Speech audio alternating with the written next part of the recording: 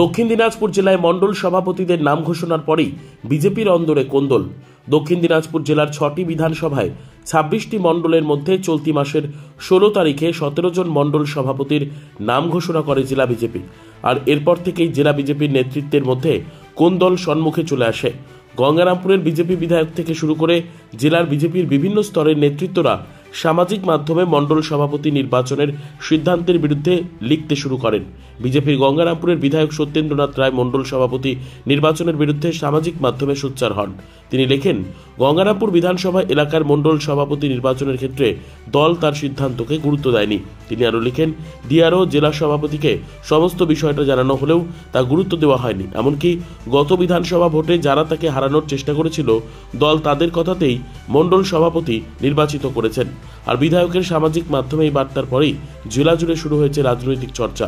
আমরা টেলিফোনে বিজেপির জেলা সভাপতি স্বরূপ চৌধুরীর সাথে যোগাযোগ করলে স্বরূপবাবু জানান, যিনি অভিযোগ করছেন ওনার সঙ্গেই কথা বলেন, কেন এটা আমাদের সাংগঠনিক প্রক্রিয়া চলছে, এটা একটা সিস্টেমে এগোচ্ছে, এটা আমাদের হাতে নেই, এটা রাজ্যের প্রতিনিধি এসে বিষয়টা করছে, যে বিবৃতি দিয়েছে তার কাছেই প্রশ্ন করেন যে কেন বলেছে।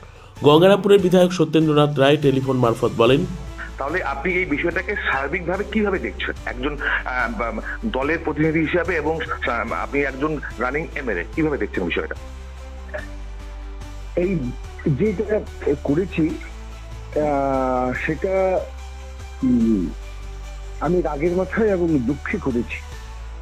এটা আমাকে দলে জানানো উচিত ছিল, কিন্তু আমি সুকান্ত মজুমদার, যিনি ডিআরও ছিলেন, গোবিন্দ মণ্ডল, জেলার সভাপতি স্বরূপ চৌধুরী, এদেরকে বহুবার এই ব্যাপারে বলেছি এবং বহুবার বলার পরেও যখন দেখলাম ওরা মানে স্টে করলো না, এটা করতে পারতো। অসুবিধা হয়নি, বালুঘাটে স্টে করেছি, অসুবিধা আপত্তি আছে, স্টে করেছি, বুঝাই টুডু 3টে করেছে, 2টা স্টে করেছে। তো আমারটা কেন ওরা একটা স্টে না করে 3টা ঘোষণা করতে পারতো? আমারটা কেন একটা স্টে করলো না? এটা করতে পারতো। এটা কি ওদের উদ্দেশ্যটা কি? তো সেই একটা স্টে করলে আমরা বসে একটা আলোচনা করে করতাম। এটা ভিডিওটা যদিও আমি দুঃখে এবং সেই সময় প্রচন্ড মাথায় রাগ হলো যে এতবার অনুরোধ করলাম ওদের। আমি এদের মধ্যে একটা সিনিয়র লিডার এবং আমি শুধু বিধায়ক না, আমি এখানে বলেছি শুধু বিধায়ক না, আমি সংগঠক। একদম কারণ সংগঠনটা এরা যারা আজকে বিজেপি করছে এখানে আমার জেলায়, এদের থেকে 10 গুণ বেশি খুশি। এদের জন্ম যখন হয় না, আপনারা অভিযোগ করতেন যে দক্ষিণ দিনাজপুরে তৃণমূলের মধ্যে একটা গোষ্ঠী কোন্দল রয়েছে, তো আমরা তাহলে কি এখন ধরে নেবো যে বিজেপির মধ্যে একটা কোন্দল সৃষ্টি হচ্ছে? না, গোষ্ঠী কোন্দল প্রশ্ন নাই, বাকি অনেকেই ভালো। 2-1 লোক আছে, খুব সীমিত 2-1 লোক আছে যারা এই গোষ্ঠী কন্দল করার চেষ্টা করছে এবং তাদের উদ্দেশ্যটাই খুব নিম্নমানের। কেউ নতুন, কেউ পুরাতন, কেউ আগে, কেউ পরে, ইত্যাদি ইত্যাদিকে কেন্দ্র করে ওরা এইসবগুলো করার চেষ্টা করছে।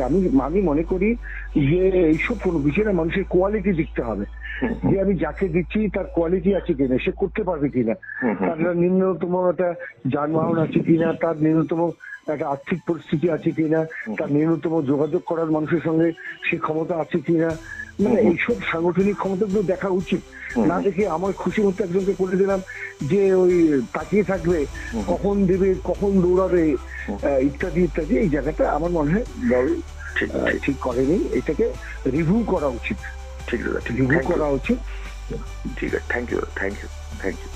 এ বিষয়ে আমরা দক্ষিণ দিনাজপুর জেলার তৃণমূল সভাপতি সুভাষ ভাওয়ালকে টেলিফোনে যোগাযোগ করে তিনি জানান, এটা তো বিজেপির আভ্যন্তরীণ বিষয়।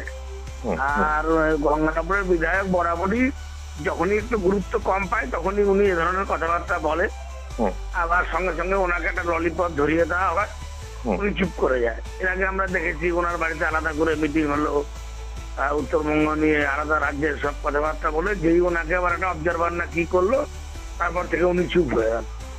যাই হোক, গোটা বিজেপিতে সাংগঠনিক পরিবেশ কিছু নাই, ওরা সব ওই জয় শ্রীরাম করেই চলে। এজন্য এটা আমাদের আভ্যন্তরীণ বিষয়, সংগঠন বলে কিছু নেই। বুনিয়াদপুর থেকে বিশেষ প্রতিবেদন, আপনার নিউজ।